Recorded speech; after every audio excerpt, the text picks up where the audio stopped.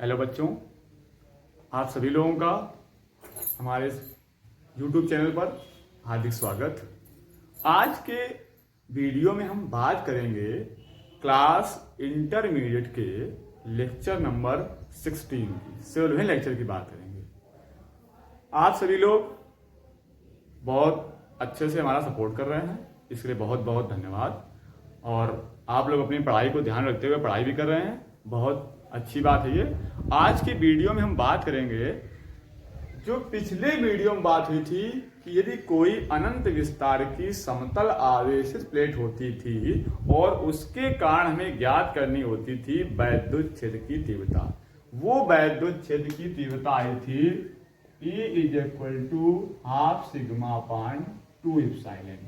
E थी वैद्युत क्षेत्र की तीव्रता, ½ सिग्मा था उस प्लेट पर आवेश पृष्ठ घनत्व और एप्सिलॉन होती है निर्वात की वैद्युतशीलता। यहां तक हम लोग पढ़ चुके थे। अब हम बात करेंगे, यदि ऐसी हम दो प्लेटें लें जिन पर समान परिमाण और विपरीत प्रकृति वाला आवेश हो और दोनों पर आवेश पृष्ठ घनत्व ½ सिग्मा हो और दोनों प्लेटें एक दूसरे के समांतर हो, कुछ इस प्रकार से। ये एक प्लेट हो गई और एक दूसरी प्लेट इसी के समांतर, ये दो प्लेटें हैं। अब इन दोनों प्लेटों, थोड़ा फिगर और अच्छा बनना चाहिए, चलो ऐसा बनाते हैं। अब इन दोनों प्लेटों पर कह रहा है कि आवेश कैसा है, समान परिमाण और विपरीत प्रकृति का, यानी दोनों पर आवेश की मात्रा समान। यहां पर अगर क्यू आवेश होगा तो यहां पर भी क्यू लिखे, यहां पर प्रकृति विपरीत हो जाएगी, माइनस ये जो भी। ये दो प्लेटें हैं और इन प्लेट को हम एक्स प्लेट कह सकते हैं, इस प्लेट को वाई प्लेट कह सकते हैं। अब क्या करते हैं, इनके हमें दोनों प्लेटों से बाहर अगर वैद्युत क्षेत्र निकालना हो, जैसे यहां निकालना हो या यहां निकालना हो तो वैद्युत क्षेत्र आएगा, बीच में निकालना हो तो वैद्युत क्षेत्र आएगा। तो ध्यान दें, जो वैद्युत क्षेत्र हम प्लेट के बाहर निकालेंगे वो शून्य आएगा, 0 आएगा। क्यों आएगा, उसकी कंडीशन है, जरा समझिए कि यदि हमारी ये प्लेट पहली प्लेट बन जाए एक्स प्लेट और वाई प्लेट हम दूसरी प्लेट कर दें, और मान लो हमें यहाँ पर एक कोई पॉइंट दे दिया गया, सपोज करो हमें यहाँ पर एक पी बिंदु दे दिया गया और इस जगह पर पूछी जा रही है वैद्युत क्षेत्र की तीव्रता।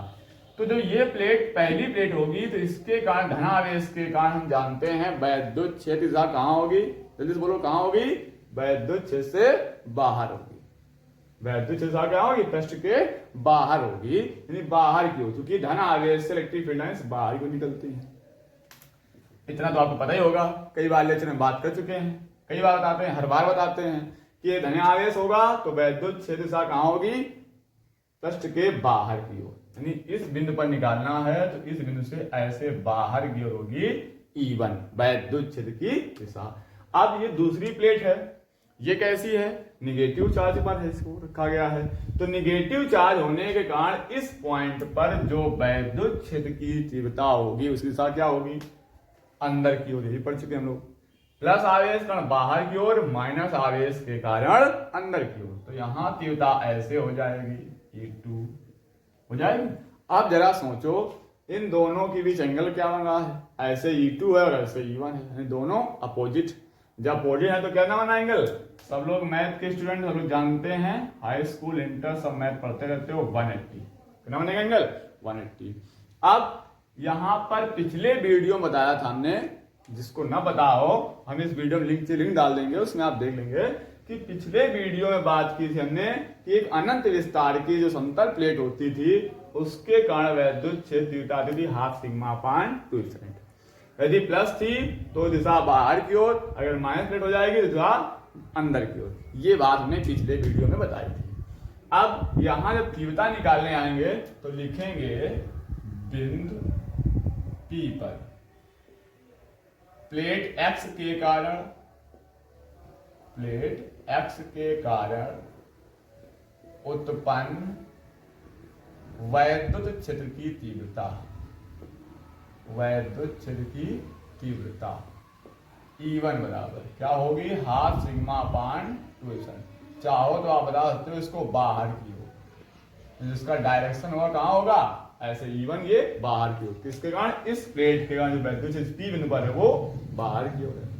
अब Y प्लेट के कारण, प्लेट Y के कारण उत्पन्न वैद्युत क्षेत्र कहाँ? बिंदु P पर। उत्पन्न वैद्युत क्षेत्र की तीव्रता E2 बराबर, वो भी क्या होगी? Half sigma upon 2 epsilon. लेकिन उसकी दिशा कैसी है? अंदर की ओर है, तो यहां लिख देंगे इसकी दिशा है अंदर की ओर। अब दोनों का परिणामी निकालेंगे। बिंदु P पर परिणामी वैद्युत क्षेत्र तीव्रता, बिंदु P पर परिणामी वैद्युत क्षेत्र की तीव्रता, उसको हम E कहेंगे। अब बताओ जल्दी से परिणामी क्या आएगा, फटाफट सोचो। E1 इस डायरेक्शन में, E2 इस डायरेक्शन में, टोटल एंगल 180। परिणामी का फॉर्मूला था E = under root E1 square plus E2 square plus 2E1 E2 cos 180। और cos 180 की वैल्यू क्या होती है बच्चों? -1 होती है। तो ये हो जाएगा -2E1 E2, यानी बन जाएगा E1 square plus E2 square minus 2E1 E2, और ये होता है E1 माइनस E2 का होल स्क्वायर। तो स्क्वायर रूट कैंसिल, तो बाहर क्या जाएगा? E1 minus E2। इतना जानते होगे, इतना जानोगे तो कैसे फिक्स पढ़ोगे? तो E1 माइनस E2, क्लियर?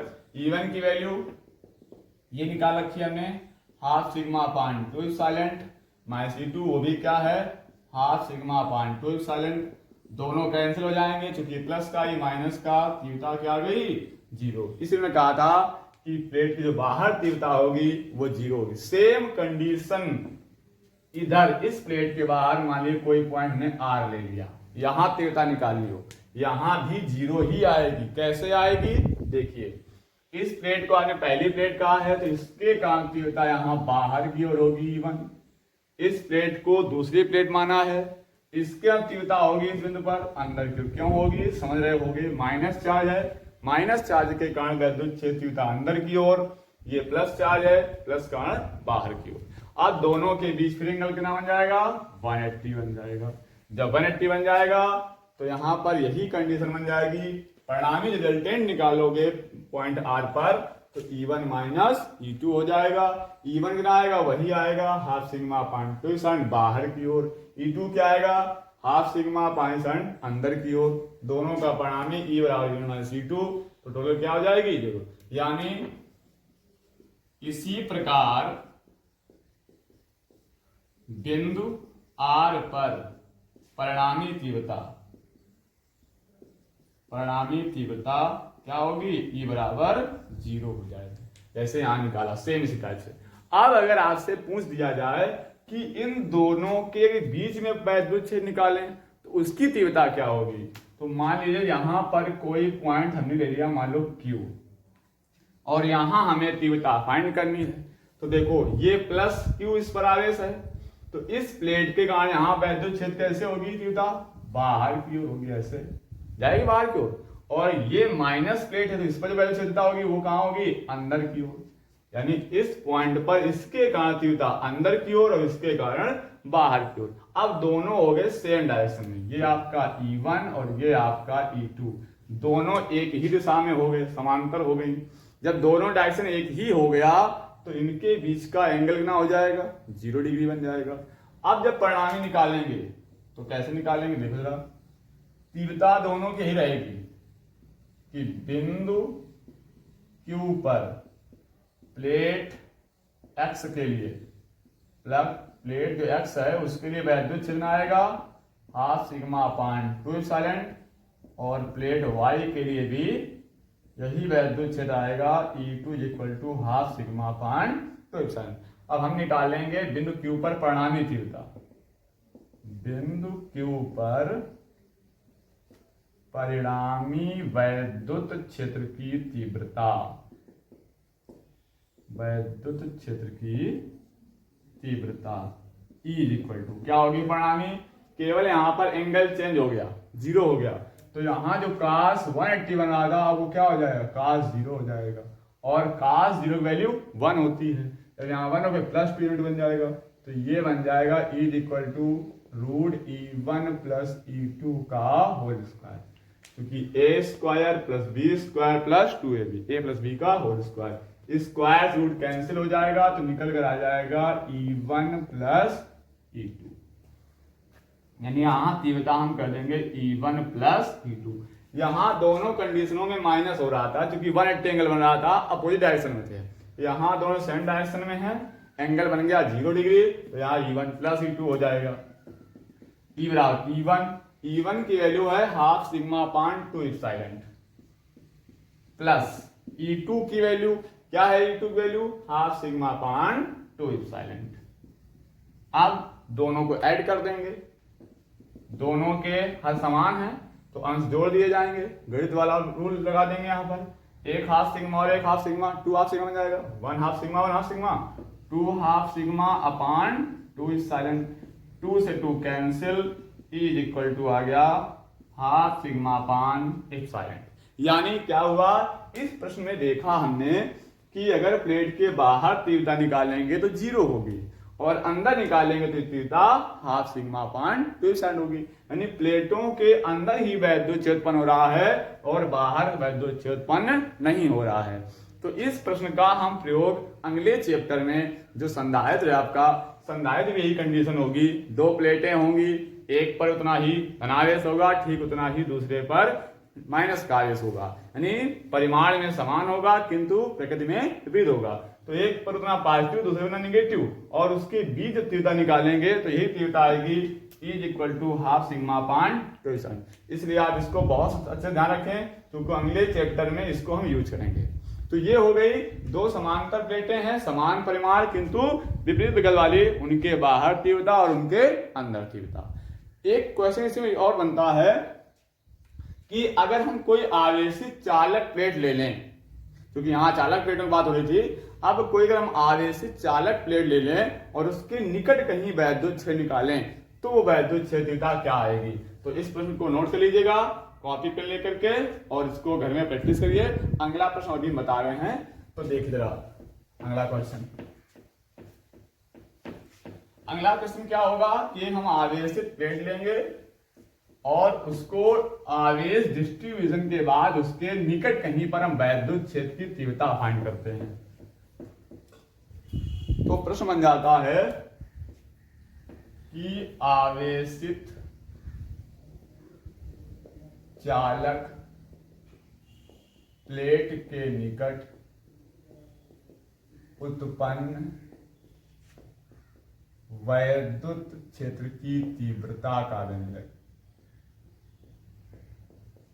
तीव्रता का व्यंजक।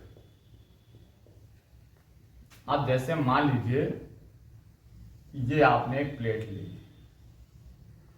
कुछ इसकी मोटाई होगी, और जैसे ये चालक प्लेट है, जैसे आप इसको आवेश देना स्टार्ट करोगे तो सारा आवेश, जितना भी आवेश आप चार्ज दोगे इसको, तो ये संपूर्ण आवेश इसके दोनों सरफेस पर फैल जाएगा, यूनिफॉर्म डिस्ट्रीब्यूशन। क्योंकि चालक प्लेट है, चालक के कारण पूरी प्लेट पर समान रूप से आवेश फैल जाएगा। अब इस प्लेट की 2 सतहें और इनका जो आवेश फैला है इसका पृष्ठ घनत्व तो हाफ सिग्मा है। क्या आवेश पृष्ठ घनत्व? Half sigma. अब ये प्लेट 2 प्लेटों जैसा बिहेव कर रही है, एक इधर प्लेट, इधर एक प्लेट, एक इस पर भी चार्ज है, इस पर भी चार्ज है। इसको हम प्लेट फर्स्ट कह सकते हैं, इसको हम प्लेट सेकंड। प्लेट एक ही है लेकिन आवेश दोनों सतहों पर फैला है, क्योंकि चालक प्लेट है इसलिए हम इस साइड को फर्स्ट प्लेट, इस साइड को सेकेंड प्लेट कहते हैं।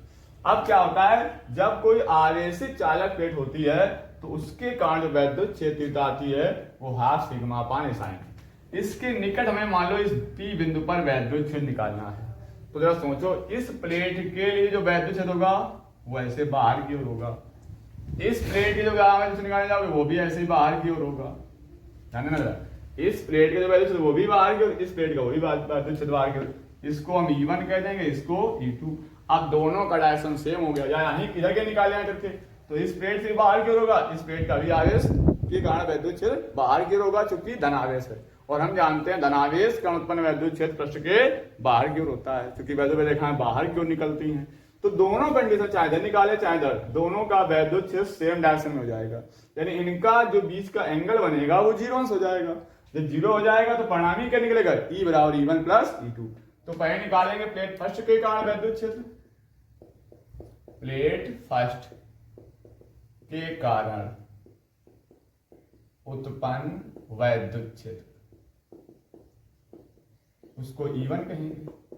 E1 क्या होता है, वैद्युत क्षेत्रता हाफ सिग्मा अपान 2 पर तो किसी प्लेट के कारण जो वैद्युत क्षेत्रता होती है, अगर वो आवेशित प्लेट है तो हाफ सिग्मा अपान 2 साइड।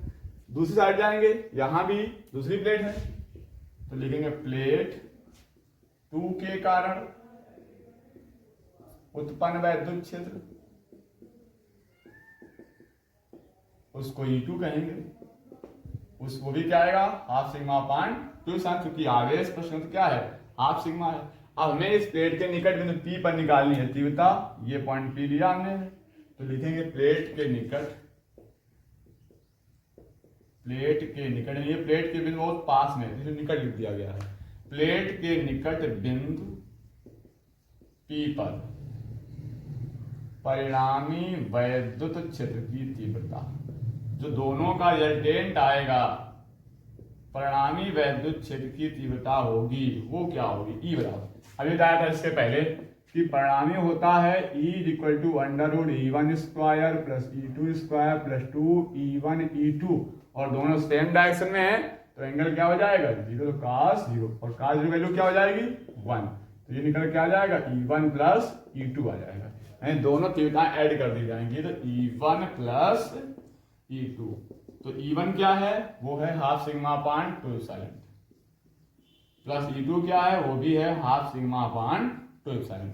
यहां से ये हर आपके समान है तो अंश जोड़ दिए जाएंगे, half sigma 2 half sigma upon 2 sine, 2 से 2 कैंसिल हो जाएगा, is equal to half sigma upon 2 sine, यानी इसके कारण भी वैद्युत क्षेत्रता प्लेट के निकट आती है हाफ सिग्मा अपान 2 साइन। यानी इसके पहले वाले क्वेश्चन में दो प्लेटें थी, दोनों समांतर थी, दोनों पर इक्वल चार्ज था, और इनकी जो टेंडेंसी थी, प्रवृत्ति थी, प्रगति थी, वो विपरीत थी, लेकिन वैद्युत क्षेत्रता क्या आई थी, is equal to half sigma upon 2 sine. यहां भी आती है इस प्लेट का हाफ सिग्मा अपान 2 साइन।